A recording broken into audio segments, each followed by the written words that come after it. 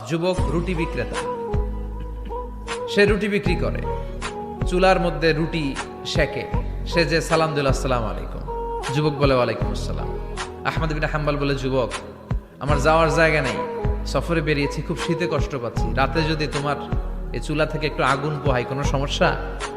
যুবক বলে, না না সমস্যা না, আহলান ওয়া সাহলান, খোশ আমদেদ, আসেন আসেন, আপনি আগুন পোহাইলে আমার সমস্যা কি? সুবহানাল্লাহ পড়েন। আল্লাহ শুকরিয়া করে উনি বসলেন আর আগুন পোহাচ্ছেন, আর খেয়াল করলেন যুবক রুটি বানায় আর পরে আস্তাগফিরুল্লাহ, রুটির দলা বানায় পরে আস্তাগফিরুল্লাহ, খামির বানায় আর পরে আস্তাগফিরুল্লাহ, রুটি নিয়ে উনুনের ভিতরে চুলার ভিতরে সেকা দেয় আর পরে আস্তাগফিরুল্লাহ, দোকানদারের কাছে কেউ আসলেই সে রুটি দেয় আর পরে আস্তাগফিরুল্লাহ, ক্রেতার কাছ থেকে টাকা নিয়ে ক্যাশ বক্সে রাখে আর কি পড়ে, আবার রুটি বানানো শুরু করে আর কি পড়ে, খালি এইটাই পড়তেছে। ইমাম আহমদ ইবনে হাম্বল তো অবাক, কিরে এটা আবার কেমন যুবক, খালি আস্তাগফিরুল্লাহ। উনি প্রশ্ন করলেন, যুবক ঘটনা কি? আসার পর থেকেই তোমার দেখতেছি তুমি রুটি বানাও, রুটি বিক্রি করো আর পড়ো আস্তাগফিরুল্লাহ, মালাকা ইয়া শাবাব।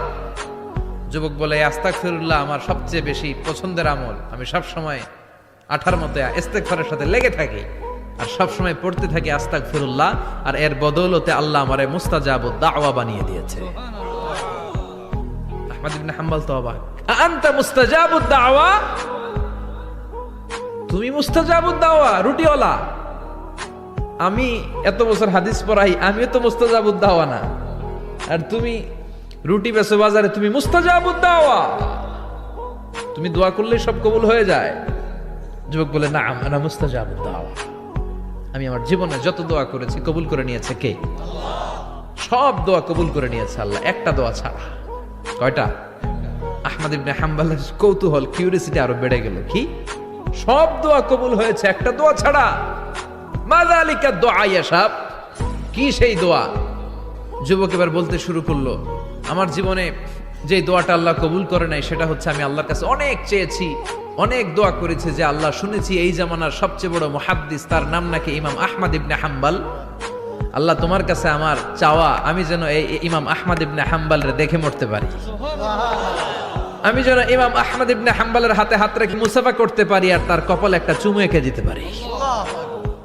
আহমদ ইবনে হাম্বল আবেগপ্রবণ হয়ে গেলেন, চোখের পানি ছেড়ে দিলেন, বললেন, যুবক তোমার এই দোয়াটাও কবুল হয়ে গিয়েছে।